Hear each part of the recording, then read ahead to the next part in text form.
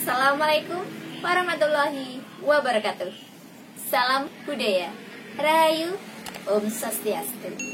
Selamat datang di channel Balai Pusaka Nusantara, gudangnya pusaka langit dan sepuh. Bagaimana kabar teman-teman semuanya? Apakah sehat? Semoga kita semua dalam keadaan yang sehat walafiat tentunya. Jangan lupa untuk selalu memakai masker dan selalu mencuci tangan di setiap aktivitas kita semuanya ya. Oke, mohon maaf saya baru bisa upload karena memang saya dalam kesibukan untuk beberapa minggu ini. Tapi jangan khawatir, saya baru mendapatkan beberapa keris yang tentunya sangat bagus. Salah satu keris yang saya peroleh adalah keris talang mas. Keris ini Warangka Gayaman Surakarta, pendok perak, kayunya timo. Oke, bagaimana? Pengen tahu gimana keris ini? Ayo kita coba simak ya. Keris talang mas. Keris ini menggunakan ricikan sederhana, yakni gandhi lugas dan ripandan pada bagian sorsoran hingga pertengahan bilah terdapat cekungan mirip dengan sogokan di tengah bilah. Pada material besi dan pamornya, keris ini tatingan ringan, besi halus atau woolen dan nyaring bunyinya jika disentil dengan ujung jari. Sedangkan pamornya kalem, gonjol wilutnya yang lebar berpadu dengan bilahnya yang ramping menambah kewangunannya. Kalau dilihat dari ricikannya, keris talang mas ini bertangguh Madiun. Keris tangguh Madiun dalam dunia tosan aji, tangguh jika diartikan dengan langgam atau gaya, maka Madiun memiliki ciri khas tersendiri di dalam langgam kerisnya. Unik, ini yang tersirat dalam keris-keris yang bertangguh Madiun. Kadang keris Madiun banyak orang yang mencibir. Selain bentuknya yang dianggap aneh dari pakem pada umumnya, juga tak banyak ditemukan keris tangguh Madiun yang mewah dan indah bentuknya. Kalau ada yang berkinatah emas, biasanya detail ukurannya agak kurang rapi dan batas tepi emas terlihat tidak beraturan. Secara umum, keris tangguh Madiun selain itu dikenal dengan bentuk yang sangat sederhana dan cenderung wagu, kurang laras, terkadang bahkan tidak sesuai dengan pakem keris pada umumnya. Namun juga tak dipungkiri bahwa dalam kesederhanaannya, sebagian besar keris-keris Madiun memiliki wibawa sendiri, atau dalam bahasa orang perkerisan, keris Madiun terkesan beraura menyeramkan. Meskipun bentuknya nyeleneh, tapi enak dipandang.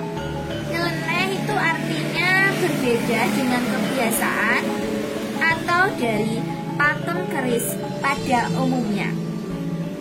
Bentuknya terkesan agak ganjil ya, karena ciri khas yang ada pada keris Madiun hampir tak ditemukan pada mazhab keris pada umumnya. Sogokan dan belumbungan misalnya selalu tidak pernah imbang antara kanan dan kirinya. Pada gonjonya juga ada sedikit keunikan. Perut gonjol tampak tipis, sedangkan sirah cecaknya berbentuk lancip. Tikel alis cenderung mencuat ke atas dengan langkung yang tajam.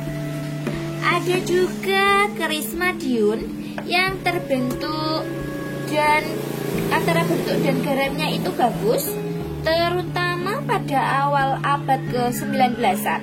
Banyak keris Madiun yang bermutu baik yang dibuat oleh para empu dari desa Sewulan Dagangan, Madiun Selatan.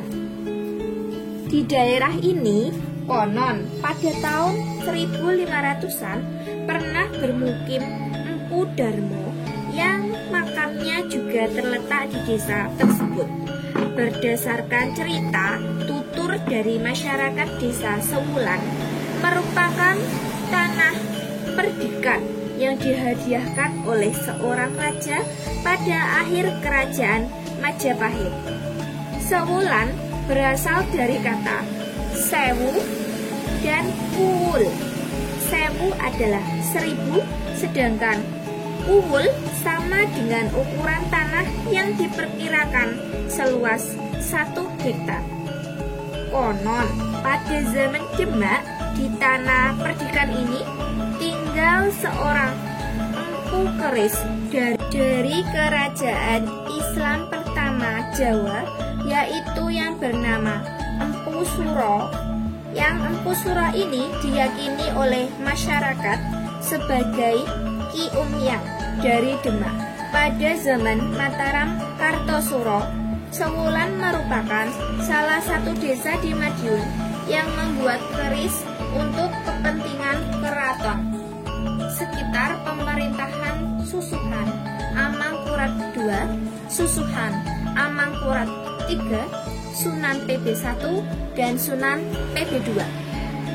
Para empu Sewulan juga mengalami masa keemasan pada masa Madiun, dipimpin oleh Bupati Madiun Raden Haryo Tumenggung Kusnodiningrat tahun 1900 sampai 1929.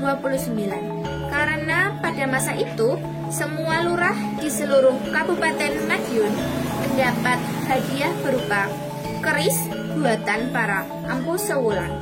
Sayangnya pada tahun 1970-an para keturunan empu yang tinggal di Sewulan hanya membuat alat-alat pertanian mereka menjadi pandai besi. Lalu empu terakhir yang dikenal dari Sewulan adalah Muhammad Slamet yang meninggal pada awal tahun 2000-an. Jadi intinya, keris-keris Tangguh Madiun tidak boleh dipandang sebelah mata karena kebanyakan keris Tangguh Madiun mempunyai aura-aura wingit tersendiri. Oke, sekian. Jangan lupa like, subscribe, dan komen ya.